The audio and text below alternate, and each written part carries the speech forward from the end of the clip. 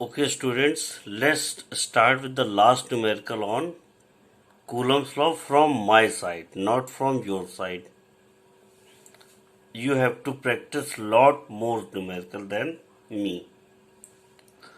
तो चलिए स्टूडेंट हम लोग स्टार्ट करते हैं। देखिए यहाँ पे कंडीशन क्या गिवन है, 4 चार्जेस ईच ऑफ क्यू। तो स्टूडेंट जब यहाँ पे अगर स्पेसिफाई नहीं किया गया है तो आप बाय डिफॉल्ट प्लस चार्ज मानते हैं। तो देखिए यहाँ पे गिवन है स्टूडेंट्स आपका 4 charges each of Q are placed at the 4 corners of a square and a charge Q is placed at the center of the square. If the system is in equilibrium, find the value of Q. तो student देखिए यहाँ एक condition given है equilibrium. तो student यहाँ पे हमेशा ध्यान देंगे, जब भी इक्विलिब्रियम की बात करते हैं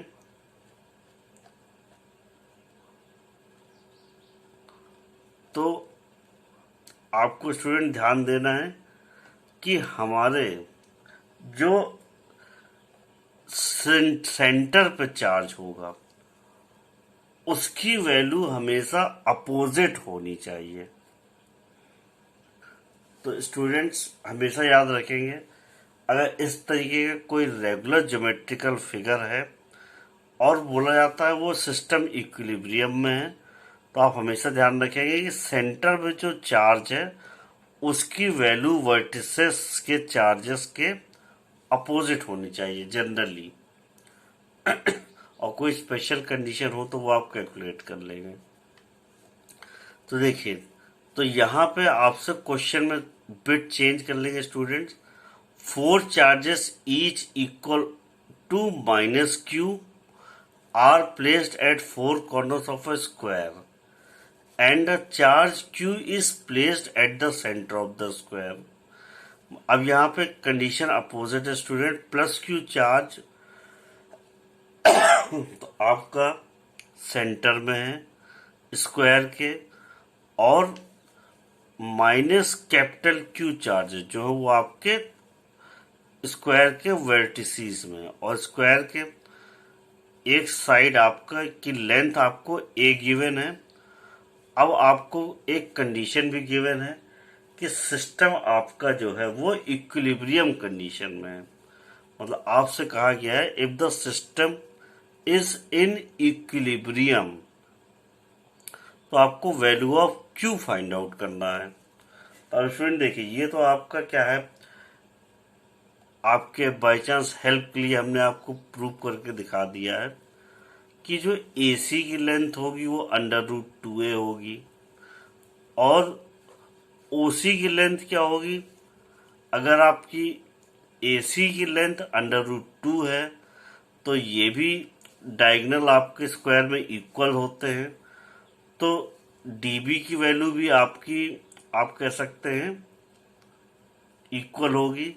तो आप ये कह सकते हैं OB पे लगने वाले फोर्स की वैल्यू, मतलब O और B के बीच का जो डिस्टेंस होगा वो √2/2 होगा, मतलब AC का हाफ होगा, और √2a/2 करते हैं तो वो √2 कैंसिल हो जाता है, और OC की वैल्यू आपकी आ गई a/√2। तब स्टूडेंट इसमें हम ज़्यादा डिटेल में नहीं जाएंगे। अब आई होप कि अब तक इतने न्यूमेरिकल सॉल्व करने के बाद आपको कूलम्स लॉ का आइडिया हो गया होगा, और फोर्स जो कि वेक्टर क्वांटिटी है उसका डायरेक्शन कब और कहाँ कैसे होगा, रिजल्टेंट क्या आएगा, रिजल्टेंट का डायरेक्शन क्या होगा, और रिजल्टेंट को बैलेंस करने के लिए फोर्स आपकी कौन से डायरेक्शन में लगानी है, अपोजिट, इक्वल, ये आपको क्लियर हो जाना चाहिए अब तक। और अगर नहीं हुआ है तो स्टूडेंट्स आई रिक्वेस्ट कि आप लोग वेक्टर वाला चैप्टर जाके एक बार फिर से पढ़िए। तो स्टूडेंट देखिए, कंडीशन आपकी गिवन है, एक एक ट्रायंगल सॉरी स्क्वायर है जिसकी साइड ए है, मिड में आपके प्लस क्यू चार्ज है और वर्टिसेस में आपके माइनस क्यू चार्ज है, कैपिटल क्यू। और अब आपको सिस्टम को इक्विलिब्रियम में मेंटेन रखना है। इसका मतलब जब सेंटर पे कोई भी अपोजिट चार्ज हो तो सिस्टम इक्विलिब्रियम में रहने के लिए, मतलब कहने का देखिए, सेंटर में अपोजिट चार्ज, अब इक्विलिब्रियम चाहे ए पॉइंट का इक्विलिब्रियम फाइंड आउट कर लें, चाहे बी का इक्विलिब्रियम फाइंड आउट कर लें, चाहे सी का, चाहे डी का, बाय सिमेट्री आप देख रहे हैं कि बी पे अगर हम इक्विलिब्रियम फाइंड आउट कर लेते हैं तो ये सभी जगह पे इक्विलिब्रियम की कंडीशन सेम रहेगी। या आपने इससे पहले वाले कुछ न्यूमेरिकल्स में देखा कि सिमेट्रिकल अरेंजमेंट या कॉन्फ़िगरेशन ऑफ चार्जेस के लिए, सिमेट्रिकल मीनिंग मतलब रेगुलर शेप्स के लिए, रेगुलर और सिमेट्रिक शेप्स के लिए, जैसे रेक्टेंगल हो गया, स्क्वायर हो गया, ट्रायंगल हो गया, इस टाइप के शेप के लिए जो रेगुलर शेप है और उनमें कहीं ना कहीं सिमेट्री एग्जिस्ट कर सकती है, तो उनमें जब अपोजिट चार्ज रखते हैं सेंटर पे तो वो इक्विलिब्रियम की कंडीशन मोस्टली सेटिस्फाई करते हैं। तो आप देख सकते हैं, और इक्विलिब्रियम की कंडीशन सेटिस्फाई करने मीनिंग ये भी है, आप किसी भी एक वर्टिसेस के, मतलब किसी भी एक वर्टेक्स पे जो चार्ज है उस पे इक्विलिब्रियम की कंडीशन अगर सेट फाइंड आउट करते हैं तो वही कंडीशन आपकी सभी वर्टिसेस पे अप्लाई होगी, वर्टेक्स पे। तो अब हम लोग यहाँ पे क्या करते हैं, equilibrium at B find out करते हैं। तो अब यहाँ पे हम लोग शॉर्ट पे करेंगे। तो देखिए, बी पे लगने वाले फोर्सेस कौन कौन से हैं। एक तो ये एफ ए फोर्स है जो बी पे लगे वो ए की वजह से, और एक फोर्स एफ सी है जो बी पे लगेगा वो सी की वजह से। और स्टूडेंट अब आप देख पा रहे हैं एक फोर्स जो है आपका लग रहा है यहाँ पे,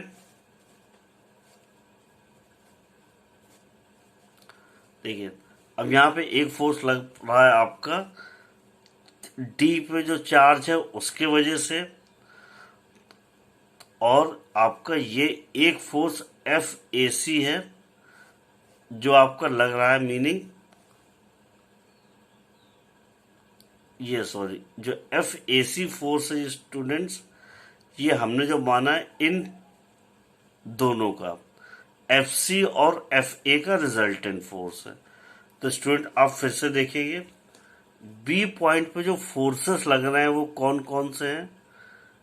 एफ ए जो कि चार्ज ए की वजह से बी पे लग रहा है, एफ सी जो चार्ज सी की वजह से बी पे लग रहा है, एफ डी फोर्स जो चार्ज डी की वजह से लग रहा है, और ये जो एफ ए सी फोर्स है वो एफ सी और एफ ए का रिजल्टेंट है।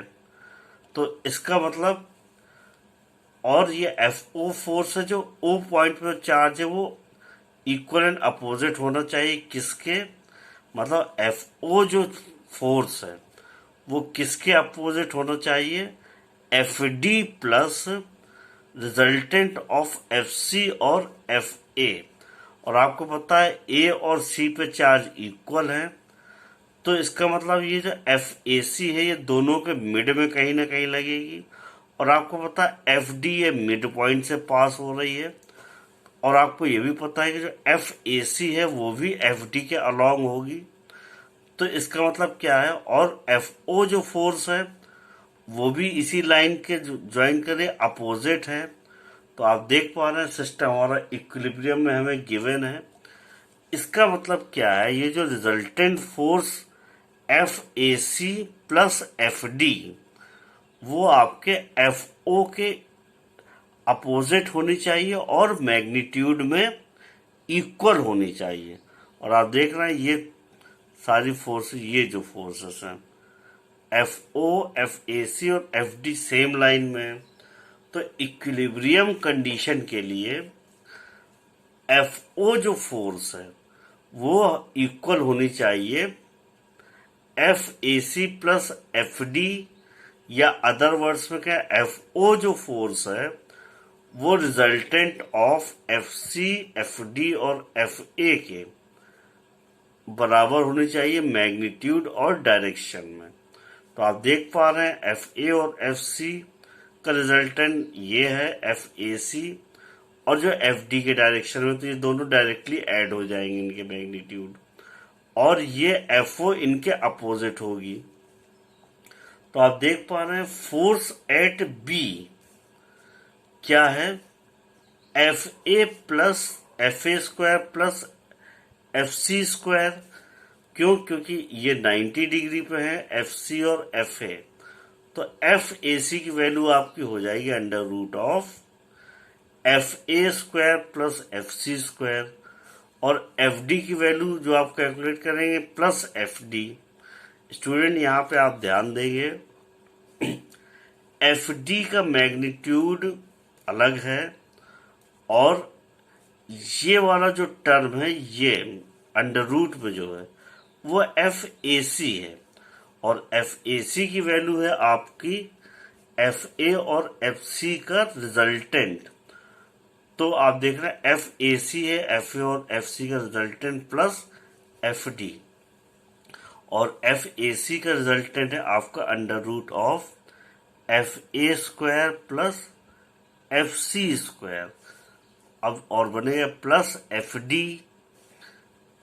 तो ये आप देख पा रहे हैं आपने वैल्यू कैलकुलेट करी, ये आपकी क्या आ रही है, चार्ज। देखिए यहाँ पे चार्ज क्या है, ए और मतलब ए जो एफ ए जो है वो आपका ए और बी पे चार्ज का magnitude upon distance between them, और ये दोनों force equal, under root 2 times K Q square upon A square हो गया।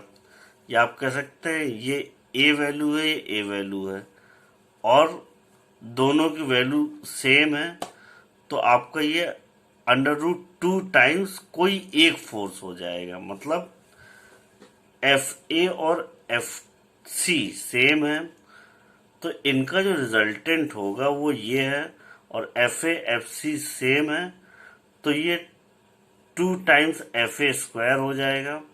तो जब इसको रूट को ओपन करेंगे तो रूट 2 टाइम्स एफ ए या एफ सी हो जाएगा। तो ये under root 2 times F A बोल दें, तो एफ ए की वैल्यू जो आ रही है वो आपकी के टाइम्स कैपिटल क्यू, दोनों जगह चार्ज है, जो क्यू कैपिटल क्यू है उसका होल स्क्वायर, दोनों के बीच का डिस्टेंस जो कि आपको ए गिवन है, तो ए स्क्वायर हो गया। और आप देख पा रहे हैं प्लस एफ टी की वैल्यू क्या होगी, यहाँ पे भी क्यू चार्ज, यहाँ पे भी क्यू चार्ज, बट दोनों के बीच का डिस्टेंस क्या है, रूट 2 ए है। तो यहाँ पे रूट 2 ए का होल स्क्वायर करेंगे तो आपका 2 ए स्क्वायर आएगा। तो हमने क्या हुआ, इसको कंबाइन करके ये हमारी नेट फोर्स आ रही है बी पे due to A D and C charges पे। अब यही जो फोर्स का जो रिजल्टेंट है बी पे ए डी और सी की वजह से, वो एफ ओ फोर्स के इक्वल होगा, तो हमारी फोर्स बैलेंस हो जाएगी। अब देखिए force at be towards centre, आपकी मतलब एफ ओ फोर्स गिवन है के टाइम्स क्यू, मतलब यहाँ पे जो चार्ज है क्यू कैपिटल क्यू, और इसके वजह से ये फोर्स है, तो small Q upon A square. और ये ए स्क्वायर क्यों किया है, देखिए फोर्स एट बी, मतलब बी पे जो फोर्स है क्यू पे, जो ओ पे चार्ज है, उसके वजह से Newton's law, Coulomb's law use करके फाइंड आउट करेंगे। तो जो बी पे जो लगने वाला फोर्स है, ओ पे जो चार्ज है, उसके वजह से आपका होगा charge at B multiply by charge at O, तो Q इंटू क्यू, तो आप देख पा रहे हैं Q इंटू क्यू टाइम्स के अपॉन डिस्टेंस बिटवीन देम। और डिस्टेंस आपका अभी बताया हमने कि ओ बी जो डिस्टेंस है, जो ओ बी डिस्टेंस है स्टूडेंट्स, वो आपका है a/√2। चाहे आप ये ओ सी डिस्टेंस बोले चाहे ओ बी डिस्टेंस बोले, ये a/√2 डिस्टेंस है। जब आप a/√2 का होल स्क्वायर करेंगे तो a² अपॉन 2 आ जाएगा, और ये 2 आपका ऊपर आ गया। तो स्टूडेंट्स आपने देखा ये जो नेट फोर्स बी में लग रही है उसकी वैल्यू ये आ रही है, और ओ की वजह से जो नेट फोर्स लग रही है वो ये आ रही है, और बी पे जो नेट फोर्स का ये आप कह सकते हैं रिजल्टेंट 0 होगा, तो ही इक्विलिब्रियम की कंडीशन सेटिस्फाई होगी। स्टूडेंट्स एक बार फिर से ध्यान दीजिए, बी पॉइंट पे जो फोर्स लग रही है ए डी और सी के वजह से, उनका रिजल्टेंट आपने फाइंड आउट किया है, वो ये आ रहा है। और बी पे जो फोर्स लग रही है अपोजिट, वो इस पॉइंट पे जो ओ पॉइंट पे चार्ज रखा है उसके वजह से उसका मैग्नीट्यूड फाइंड आउट किया आपने, ये 2k³ टाइम्स Q/a²। दोनों अपोजिट डायरेक्शन में होनी चाहिए, वो आप डायग्राम से देख पा रहे हैं कि दोनों अपोजिट डायरेक्शन में है। और अब दोनों अपोजिट डायरेक्शन में है, कोलिनियर है। और अब जो थर्ड कंडीशन सेटिस्फाई करनी है इक्विलिब्रियम के लिए, वो ये है कि दोनों का मैग्नीट्यूड इक्वल होना चाहिए। तब दोनों का मैग्नीट्यूड स्टूडेंट देखिए इक्वल होना चाहिए इक्विलिब्रियम कंडीशन के लिए, और इक्विलिब्रियम कंडीशन हमें पहले से सेटिस्फाइड बताया गया है। तो अब आप देखिए यहाँ पे क्या करते हैं हम लोग, ये देखिए for equilibrium of charges at B, मतलब ये वाली जो फोर्स है इक्वल टू एफ डी के होना चाहिए, मतलब ये वाला टर्म इक्वल टू ये वाला टर्म होना चाहिए। तो जब आपने देखा स्टूडेंट इम्प्लाइज दैट ये दोनों टर्म को इक्वेट किया, तो स्टूडेंट देखिए अब इन दोनों टर्म को आपने इक्वेट किया, के कैंसिल हो गया, एक क्यू कैंसिल हो जाएगा, और a² कैंसिल हो जाएगा स्टूडेंट्स। तो आप देख रहे हैं स्टूडेंट जो q की वैल्यू बचती है, स्मॉल q की वैल्यू बचती है, वो Q/4 plus 1 sorry multiplied by 1 plus 2√2 आती है। तो ये q की आपकी वैल्यू आ गई। और आप देख पा रहे हैं यहाँ पे आपको बताया आपने q की वैल्यू प्लस मानी है, तो स्टूडेंट यहाँ पे ये q की वैल्यू तो प्लस में आ रही है, लेकिन magnitude in terms of capital Q होना चाहिए। तो स्टूडेंट आई होप कि अब आपको कूलम्स लॉ में हमने सफिशिएंट न्यूमेरिकल्स करवा दिए हैं, और इससे रिलेटेड कुछ क्वेश्चंस हम आपको नोट्स के फॉर्म में प्रोवाइड करा देंगे विद इन 1 और 2 डेज। तो स्टूडेंट्स ऑल द बेस्ट। अब आप कूलम्स लॉ अच्छे से प्रिपेयर कीजिए। स्टूडेंट जिसने भी 12th में कूलम्स लॉ को अच्छे से प्रिपेयर कर लिया, even numericals short answer type questions आपने सॉल्व कर लिए, तो आपको आने वाले टॉपिक्स में कोई भी इश्यू नहीं होगा। और बस कुछ आपके छोटे टॉपिक्स बचे हैं, इलेक्ट्रिक फील्ड और इलेक्ट्रिक पोटेंशियल। तो ये और जो 2 टॉपिक हैं आपने कर लिए तो 12th में कहीं भी प्रॉब्लम नहीं आने वाली है। तो स्टूडेंट्स आई विल रिक्वेस्ट कि आप फर्स्ट और सेकंड चैप्टर क्लास 12th के जितने डीपली हो सकते हैं उतने डीपली पढ़ लीजिए, और आई प्रॉमिस कि आपके मार्क्स अच्छे ही आएंगे, आपको कहीं प्रॉब्लम नहीं होगी। चलिए thank you students, best of luck.